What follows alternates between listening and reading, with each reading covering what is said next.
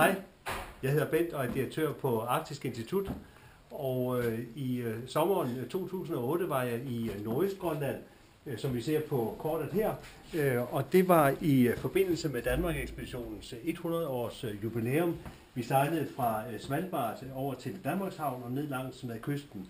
Og årsagen til, at jeg var med, er, at Arktisk Institut har det store arkiv fra Danmark-ekspeditionen, det vil sige dokumenter, fotografier, kort og mange flere ting. Og de ting tjekkede vi så undervejs. Vi var inde på mange af de samme steder, som Danmark-ekspeditionen var inde på. Og det materiale fra dengang, det ligger til grund for foredrag her den 21. april, hvor det gamle materiale bliver kombineret med nye oplevelser fra turen her i 2008. Så en kombination af gammelt og nyt.